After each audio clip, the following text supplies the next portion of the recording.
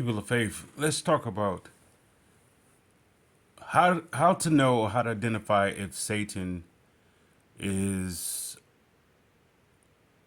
let's say, causing havoc in your life, or is it self-inflicted, or in other words, are you causing? Is Satan causing you pain, or are you causing yourself pain?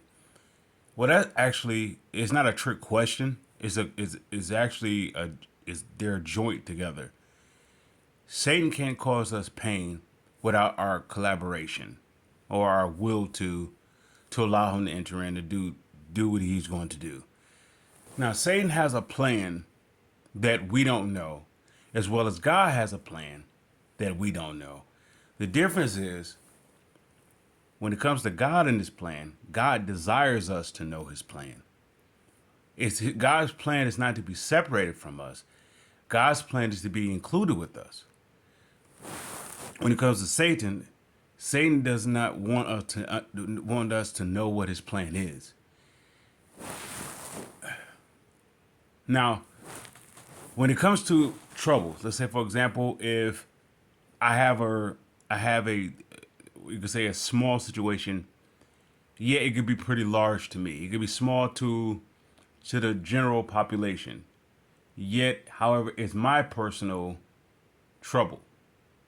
It's something. It's severe to me because it's something I never faced before, or I don't know how to overcome it. Now that's inside of Satan's plan. We call that in the valley of death, or they say in the world of darkness. Well, when we have that problem, that situation, what would be our guaranteed solution to that situation? Let's say if it's physical, if it's psychological, if it's financial, if it's spiritual, what would be our guaranteed main solution for if we were to pick one of those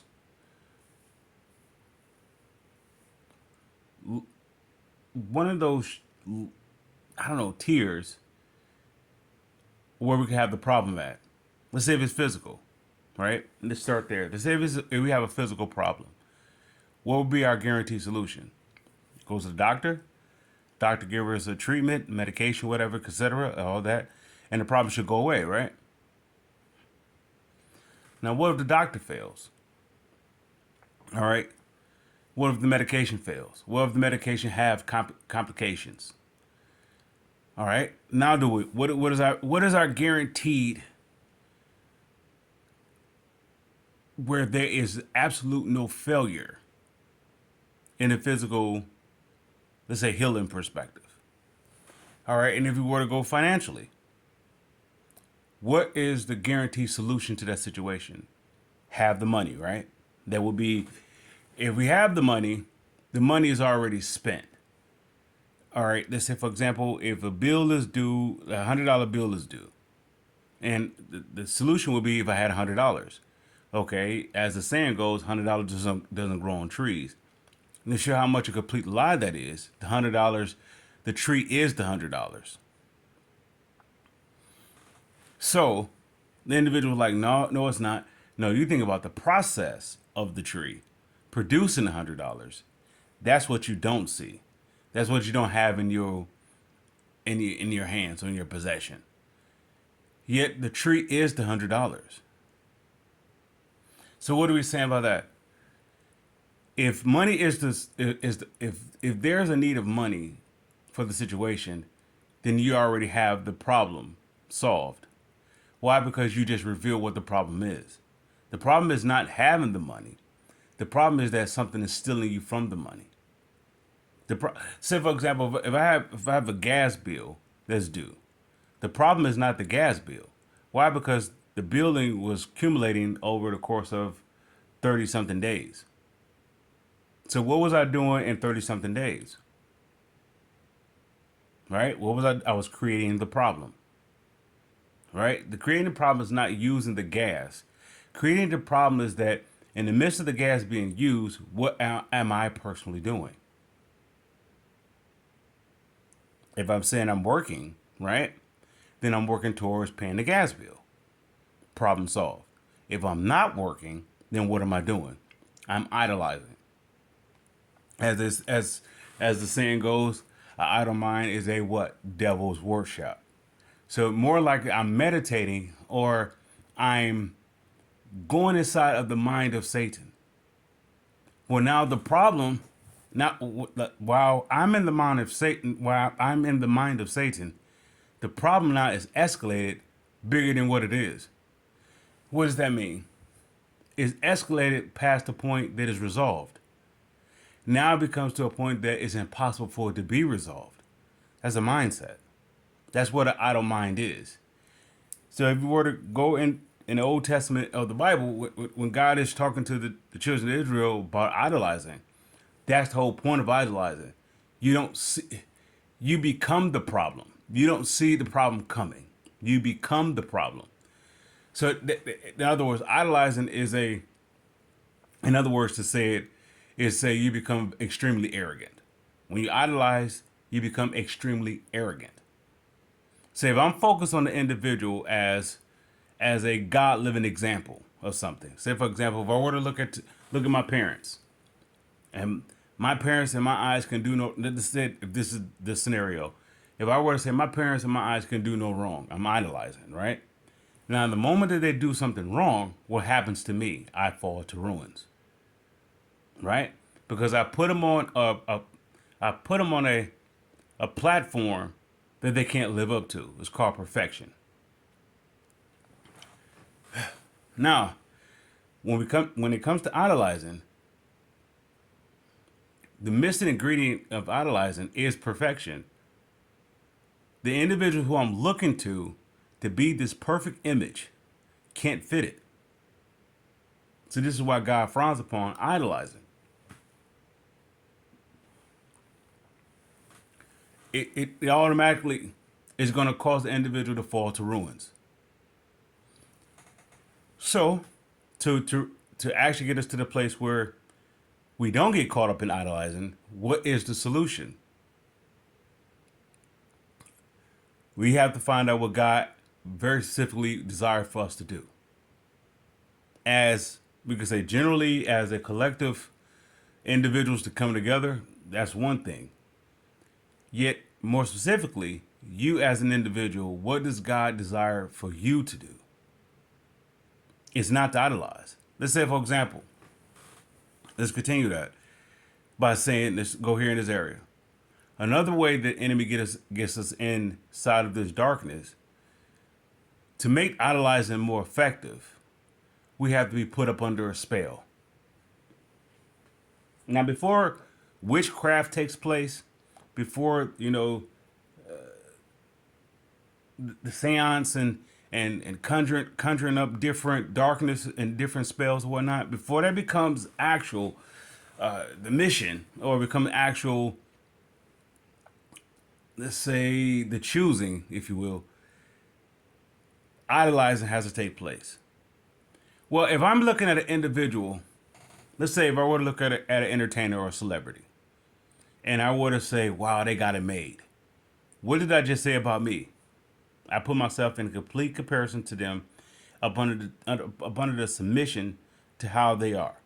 That means they're doing what they're doing, and I'm watching them doing what they do. Why am I not doing what I'm doing, and they're not watching me do what I'm doing? Right? All right. So if I'm watching them, I'm idolizing them. I'm watching every move that they make. Within the time that I'm watching them is the time that I'm no longer in my purpose. That's the reason why God is against gossiping. The more that I'm concerned about what somebody else is doing, I'm not doing my purpose on the earth. So if I'm not doing what God called me to do, whose purpose am I doing then? The devil's. It becomes idolizing. Right? In the midst of idolizing, to keep an individual inside of idolizing, you have to put them up under a spell. Now this is where intoxications comes in. Intoxications actually influence entertainments, right? And with that also influence of the entertainment, you also branch that out to sexual morality. They are interconnected. One feeds the other. One leads the other. You don't get one without the other. So, with that being said, if the individual is idolizing, they are in a commitment to do wrong against themselves. If an individual can idolize, they are in a commitment to do wrong against themselves. Well, once the damage is done from idolizing, the individual is so arrogant, it doesn't matter if they are their own destruction or not. It doesn't matter. That's okay. They're stuck inside of let's say, an unrighteous box. But I'm not an unrighteous box. They're stuck inside of a box, an undeserving box. Let's say it that way. It's like, okay, how it works with that. Inside of this box, the blessing that is designed for you can't get to you as long as you are inside that box. Let's say, for example, if you were incarcerated, if you were in jail or not, in prison, not in jail, if you were in prison, right? How can freedom get to you?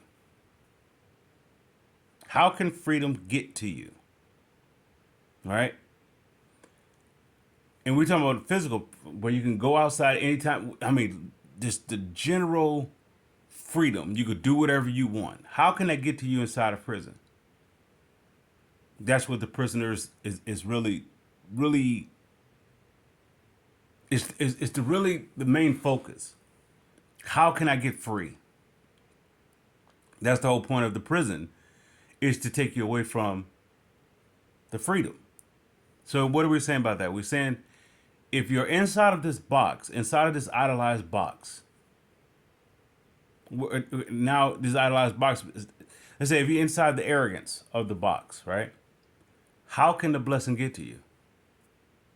You believe you deserve the blessing, right? You believe also that there's no way the blessing shouldn't come to you. How come it becomes more of a demand? How come the blessing is not here? That's extreme arrogance. How can it get to you if you're in that mindset? But you don't get into that mindset without the help of intoxication, which is a spell. Intoxication is a spell, right? Right? The blessing is trying to get to you. It can't get to you. Why? Because up under intoxication, you're looking for it to come to you physically. By the time it comes to you physically, it's too late. Okay, if somebody were to say to you, you owe me some money, right? Is that physical or is that spiritual? It's spiritual. Why? Because it's spiritual because it's based off of words. They say you owe me. That's spiritual. There's nothing physical about that. It becomes physical when you're trying to accumulate the money, or you're trying to accumulate the money of getting that debt paid, of paying them what you owe. It becomes physical then. Now, what the problem with that is if the individual is caught up in arrogance, how can they resolve that situation? Let's rephrase that. If an individual is intoxicated, how can they resolve their problem? How could they fix their problem if they're intoxicated? The intoxication is convincing them to believe this is helping you resolve the problem. Well, then the intoxication should pay for it. The more that you get intoxicated, it should pay for that debt. If it can't do that, what's the point of getting intoxicated? Because the intoxication is lying to you. It's saying that the problem is going to be resolved. Just don't think about it. See the spell? If you're not thinking about it, it gives you the illusion that the problem is solved. It's not. But here comes the person that's demanding the money. So now you have to come up with a darker thing. You have to be more deceptive. You have to lie now. I will give it to you at such a time, or you have to build up the story of why you can't give it to them. They don't want to hear that. The only thing they want to hear is what they want, right? Because they have to pay their master. Their master is not they would say the power to be. The master is the one who's intoxicated them, who put them under their spell. Now you could dress it up and say it as well. I have this responsibility, so I need what you owe me so I can take care of my responsibility. If that's the case, then is you would have never helped the individual to begin with. Let's say, for example, if the government gave you money, right? They gave you a check, and in return, you have to pay them back that check, right? Let's say they come to collect what you owe, and you say, "Well, I couldn't do it because of this." They don't want to hear that. They want to hear what? Where's the money? Where's what you owe me? Now, where's the money? Where's what you owe me? Now, why? Because they have to obey their master. Their master is not of, or let's say, patience. Their God is not. I mean, their master is not of patience. So, so if I were to get some money from a person, if I were to borrow some money from any person, right? They don't have any patience. They have to lie to you to say that they have patience for you. In other words, they have to say something such as, I'm always here for you. If anyone's going to look after you, I will look after you. That's a lie. If they was looking after you, you wouldn't have to owe them anything. It's a lie. Yet you can't get in that position without you being intoxicated. Intoxication is larger than what you physically think that you're doing to yourself. It's bigger than that. The purpose of intoxication is to take you away from the blessing. Well, somebody will say, well, then that means the blessing is trying to get to me. No, you are the blessing. You are the solution to every problem that you have. Why? Because you are the cause of every problem that you have. You are the cause of it. Let's say, for example, if you were a child and your parents were to say, "It's your fault that I'm in this position that I'm in. If you wasn't born, I wouldn't have to worry about taking care of you, everything else." That child is now officially the solution to the problem. That don't mean the child go ahead and run away. That don't mean the child go ahead and end their life. That don't mean anything. That child is in the exact position to be the solution to the problem. The problem is the child doesn't know that they are the solution. The child knows that they are the problem. Hence the reason why the parent is saying to the child, is your fault. That parent is obeying their master, which has no patience. If that parent was obeying a master who has patience, what would that parent say to the child? It's not you're not the mistake. You're not the problem. They'd be patient with you, and they would say something of the opposite. Instead of saying you are the problem, they would say you are the solution. Right? So when it comes to God's world, let's say God's world, we're talking about a true loving God. Now there's many gods that people can go to and everything else. We're talking about if this God is going to be true. In other words, being true, that means without of a shadow of a doubt, every time that I call him, he will always respond. Every time I ask for him, he will always respond. No matter what the situation is, he will always respond. For him to be a true God, I don't have to do any, hocus pocus things. I don't have to, mess around to try to get him to. Every time I have a situation, whatever, he's always there. Why? Because if he's a true living God, he already resolved the situation before I got there. Before I got to the problem, before the problem was even created, he already resolved it. I have to get on the side where the truth is being said. Where's the truth? Or what is the truth in this situation? The truth is God already handled it. That true loving God already handled that situation. I have to get on that side of it. So if he's a true loving God, he's trying to get me on that side of it. But first, he has to get me outside of the world that's keeping me from the blessing. So let's say, for example, if intoxication was of any good, right? It should always take care of you.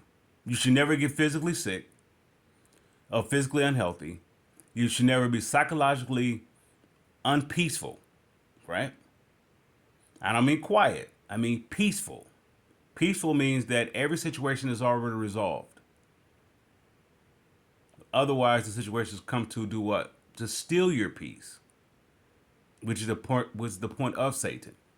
He creates the situation to steal your peace. Because if you steal your peace, he's going to steal your joy. And your joy is your strength, which is why the scripture will say, "The joy of the Lord is our strength." Well, anyway, so if I'm inside of that way, where I go inside of the enemy is stealing my peace, stealing my joy, but what I'm left to now. Now I'm gonna have to steal. I'm gonna have to lie and steal. If there's no peace and there's no joy, I'm gonna have to lie and steal. I'm gonna have to, cause there's no other way that I can. There's no other way I can get what I desire. In other words, legitimately. In other words, what is the legitimate way of getting your desire? You tell it to come to you, and it comes to you. If there's no peace and there's no joy, there's absolutely no way that what you desire will obey you. Because you have no authority. If there's no peace and there's no joy, you have no authority on this earth. Now, through the course of lying and stealing, you create a reputation where people are supposed to be terrorized or in terror of, or fearful of. You have no power. You have no authority. Why? Because you're obeying a master who has no patience with you. He demands you to lie and steal to get what you need, to get what you want. He demands that. You don't have no you don't have no free will. You are inside of a prison. You have to lie and steal. Let's say it this way. If you were a part of a royal estate, let's say you're part of a family of it, that you have, those you have servants. You have those that do what you want, right? You tell them to come, tell them to go, tell them. All right. If you have that going for you, what's the significance of money?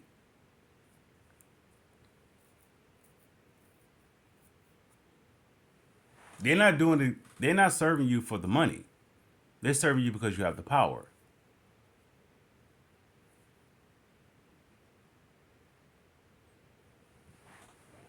So money is. I won't dive into the money thing. Let's continue to get out of Satan's. Let's continue to identify Satan's world. Satan's world is still. If he can get us to sacrifice our peace and exchange our joy, we now become sorrowful.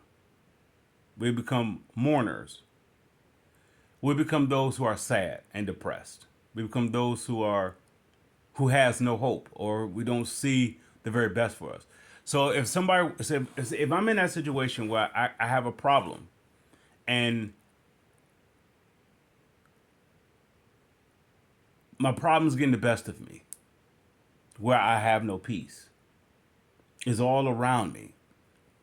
It's always talking to me. The problem, the problem, the problem, the problem. So the enemy comes with the solution. The devil, Satan, comes with the solution. Okay, let's get intoxicated. Let's get high, if you will. Let's get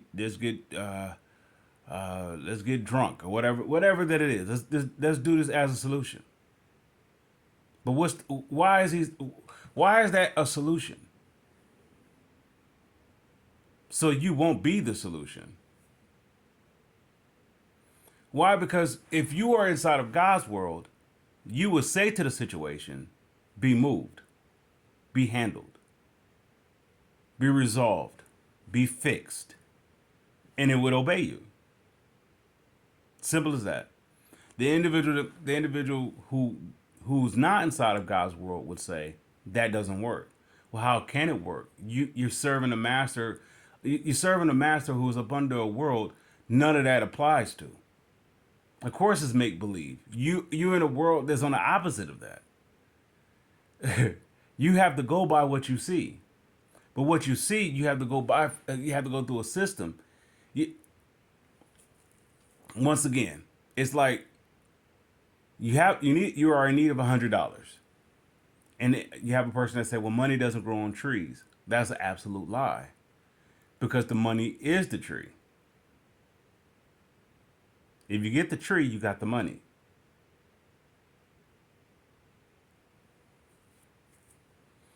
They can't see that the tree is the money, so that's why they would get rid of the tree or dismiss the tree. The tree is the money. And we're not talking about tree in terms of marijuana or intoxications. And we're not talking about that. We're talking about an actual living tree. The tallest tree is the actual money.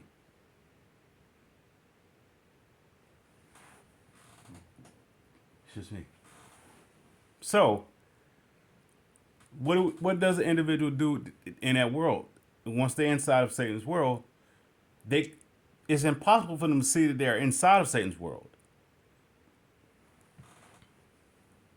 It becomes a dog chasing its tail. The more that they see the exit out of it, the more that they will be confronted by a reason to stay inside the world that they're in. It's like, you know that this is not good for you, yet you can't see your life without it. So it puts you in a corner. You have to continue to do something that's not good for you.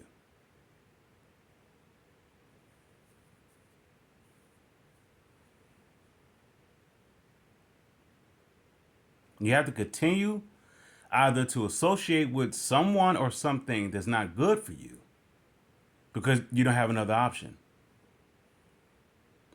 You're inside of Satan's world. If God, let's say it this way, if you know someone who's passed on, right? Is it safe to say that they're not physically around you, right? So, who enabled you to be alive and they're gone? And you would say someone because if you were to say them, then they chose to leave on. That means that they are in control of themselves. Yet, if you were to say, well, there's someone who has a higher power that can tell someone to be alive or be dead. If that's the case, then the one that tells you that you could be alive has a plan for you. What is that plan for you? Well, now we understand the importance of intoxication. Now we understand the importance of sexual morality. Is to keep you away from knowing that purpose. How does it work? The more that you're inside of the intoxication and inside the sexual morality, it will lead you to be idlers. You'll watch individuals live the life that you're supposed to have. You know why we watch entertainers or we listen to entertainers? So we can watch them live the life that we're supposed to have.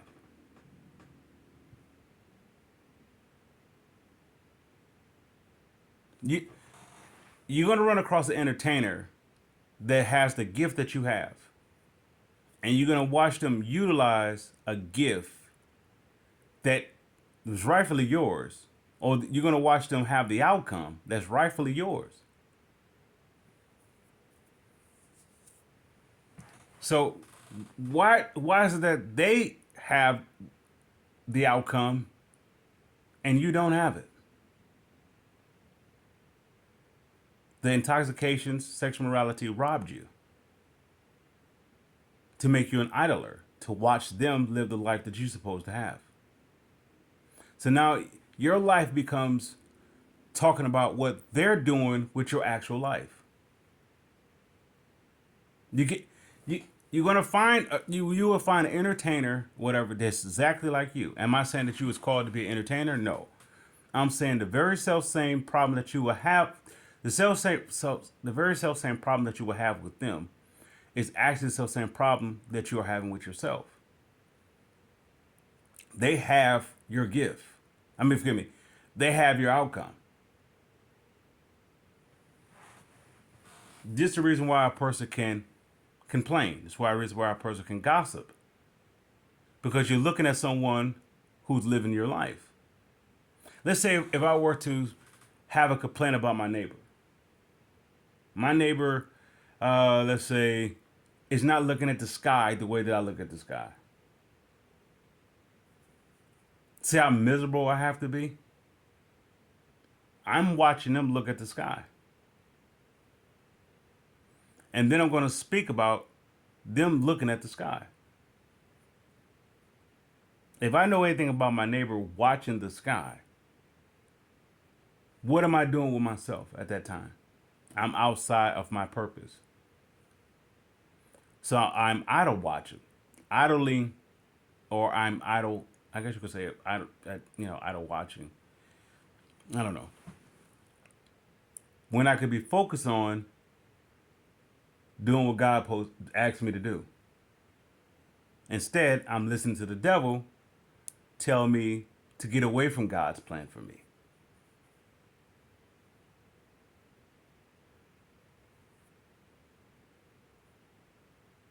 So I will have, if I'm outside of God's plan, I have every reason to complain.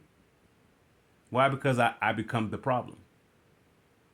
Let's say, for example, if I'm the individual that says, I have all these problems going on with me.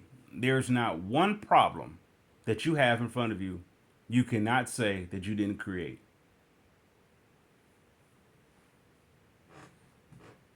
There's not one problem that you have in front of you you cannot say you didn't create. Even as a child, the child creates the problem. That's the problem with the child. The child doesn't know that it's creating the problem.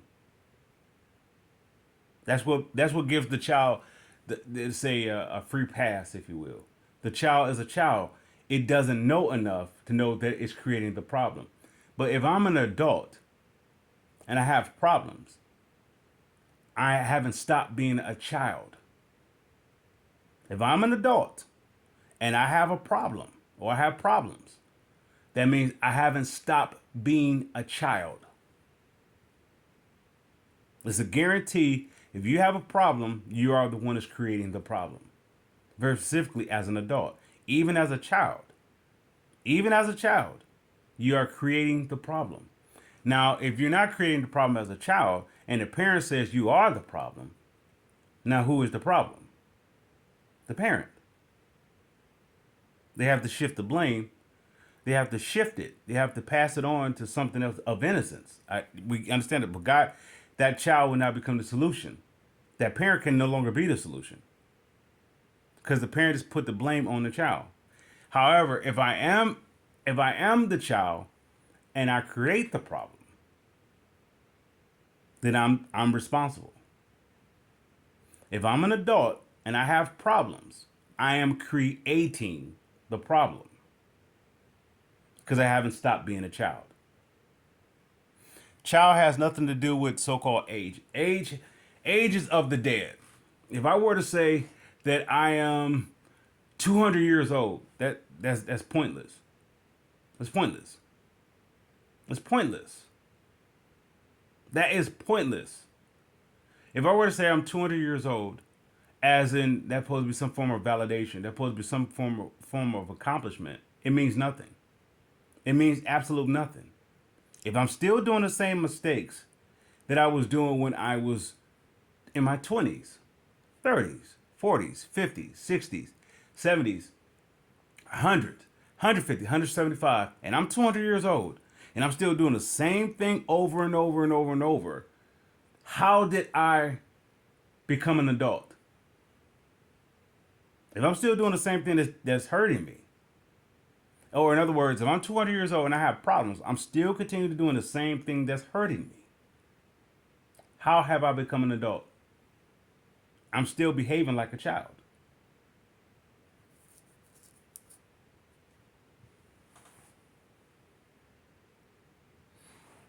So inside of Satan's world, it's a mandatory without with no possibility, without no exception to the rule. You have to become your own problem. That's the evidence if you are inside of Satan's world. You have problems. When you are inside of Satan's world, that means you are obeying his rules. Right?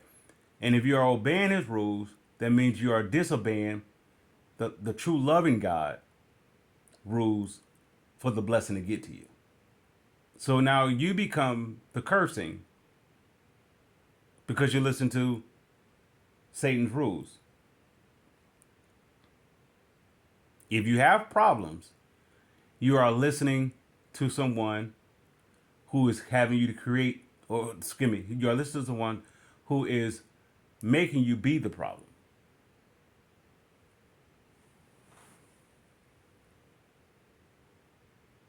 So what's the answer? Jesus. Somebody may say, I have Jesus and I still have the problems. It's impossible.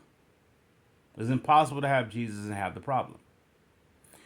To that individual say they have Jesus, are you saying that Jesus is Lord? Yeah. I'm saying that the individual may say, yeah, I'm saying that Jesus is Lord. But then how can you have the problem? Because if Jesus is Lord, he would have defeated the way that you're going to where the problem is. He would, in other words, deter you, have you switch the direction where you're going to go on the proper road where that is not there.